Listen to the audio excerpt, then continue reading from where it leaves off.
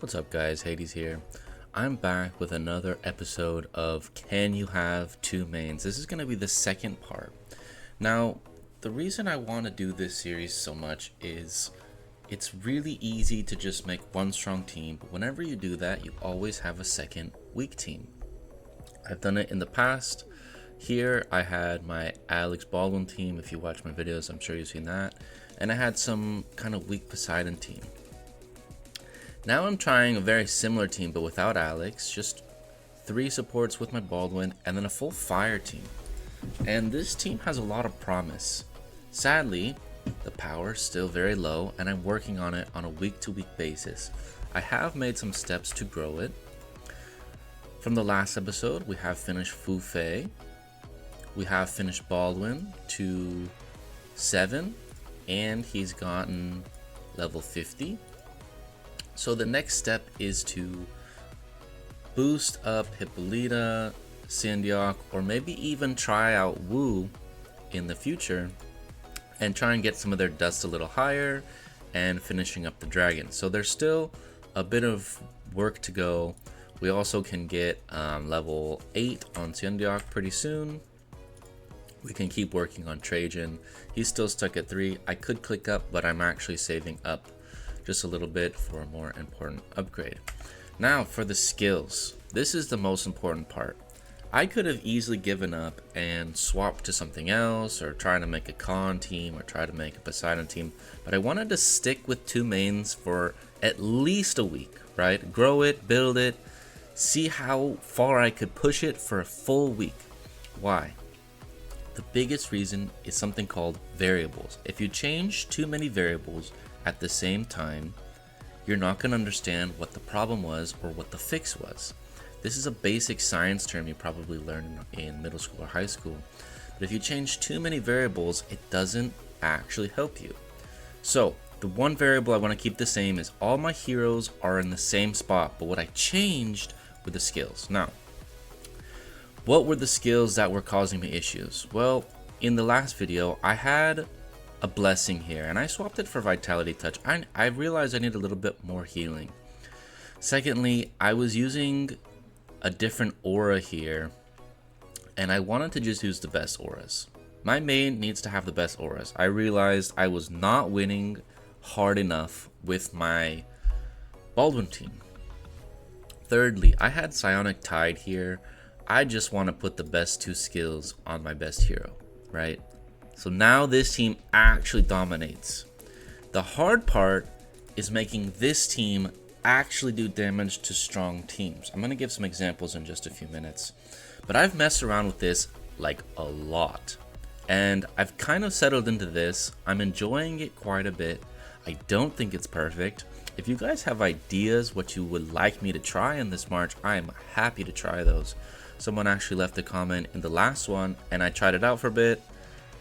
But it didn't quite work out. So the reason I have this is I want to go as fast as possible on my second ultimate with Coercive, and every time I use my ultimate, I'm going to get that 280% from Battle Frenzy. And these 2 combined are going to give you a ton of healing if you get low. Now, the thing that made this March slightly weaker is I took off Weakness and I added Fear of Domination. Now, this can be a couple things. I like Fear. It could be Coercion. My team is full physical. And the other pretty decent option is Sacrifice, because if it lands on either of my carries, they're the ones doing damage, and it's going to be guaranteed bonus damage. Now, this is a flex spot. I've noticed as the gates open, we had some KVK. There's quite a few hybrids and Alex players, and so I needed Toxin. And you're actually going to see in the reports, I'm missing this skill a lot because it's a flex skill for me. I was trying lots of things in the KVK and I ended up accidentally taking it off. But that's actually a good thing, because if I can win without a skill, it shows me how flexible the rest is. Now you might look at my HIPAA skills and be like, well, what is that doing? It's very, very interesting. Now, Syndiok operates on critical hits, but it doesn't have to be her critical hits, it can be anyone's critical hits. Now what I'm doing is I'm boosting my crit rate by 35%, and then I'm putting the skill that hits the most units for the most crit by that 35%, right? So now Death Breath is guaranteed to hit the Sion target twice with a very high crit chance, and I also offer specializations as crit. And if I do a bunch of crits, every crit I deal gains me 100 energy, and she kind of like rapid fires like a machine gun. It's very interesting. So let's hop into some reports. Okay, so when it comes to being successful in my mission of having 2 mains, I have to define what that means. What I mean is both teams can significantly affect a defense or an offense against a medium to high spender, not the mega whales. So when I see someone like this is not my goal, right? I'm not going to beat this. Very few people can beat this. That is not the goal. When we look at something more like this, we can see how significant the fire team is actually doing, right? When we dive into some of the stats, you can see Death Breath, 10 activations of 63% crit, which is really helping her pop off. You can see a 40-second match, and that's a lot of healing. It was actually a very good match to see. And then now that I have all my best skills on my best march, it can kind of sweep through the rest. And this is kind of the formula that I'm looking for in at least the near future. Significant damage on the fire, and then sweep through with my other team. That is kind of a winning formula. Now I've had quite a bit of success with this. I actually got 5 in a row against the exact type of player I'm looking at, and I even have my wife here. You can see getting good damage on a strong team. This is an interesting setup, but I'm actually very weak. You can see if I had Toxin, this would be a lot better. But then once my main comes out, it's just wiping through everything, and even through very strong setup here. And again, another really strong player. Exact same level skills as mine, 5 and 6, but has also life protection. So this is a really strong team that I've struggled with, and I actually want to watch this one to show you why it's happening. Now, keep in mind, Baldwin is random. His waves of attacks bounce randomly, so you never know where they're gonna go. If they hit Himiko, hit someone else, and then hit back on Himiko, you're probably gonna win. But it also has to be good timing, because if you hit while the assist is up, it doesn't work right.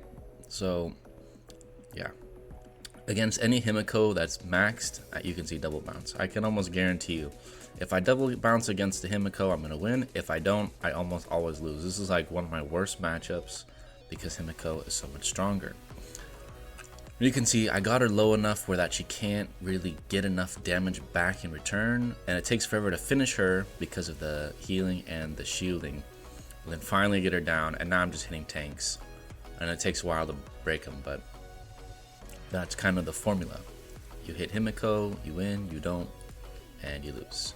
But this is very good. I'm getting lots of value on my fire, breaking through hybrids, breaking through some decent holy teams, and getting some chip damage, and then letting my main break through the rest. Looking at some more details here, we actually have battle against my wife, and we have the fire breaking her very strong wind team. But the most important thing is my team's breaking something that I helped her create, is a fire Loki, which is very interesting. She's still working on developing it.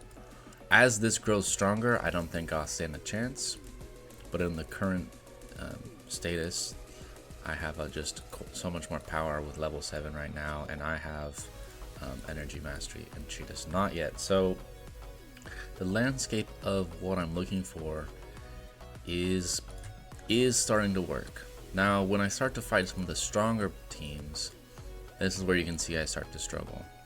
This is one of the strongest setups. It's just a burst fire Himiko team. His skills are a little bit stronger than mine. And you can see here, I do defend, but again, it's that luck factor. Like, I got a little chip damage, and then do I hit the Himiko? I almost always lose this. It's probably like 80-20. If you look here, or just wipes through, right? Not even close. So you have to take everything with a grain of salt. I do think I made a lot of improvements. I didn't want to change my variables too quickly or too fast or too many at the same time. I am really struggling to find the correct balance, because without extra crit here, without weakness, where is it? Yeah, without weakness on my fire is struggling, but without weakness on my main, that's struggling. So I am coming into a I need crit on both teams problem. If you guys have ideas, let me know in the comments below. I would love to try them out for next week's episode. I might even blow up the fire team and see what we can make up. So if you guys like these kind of videos, let me know in the comments below, and I will catch you guys in the next one.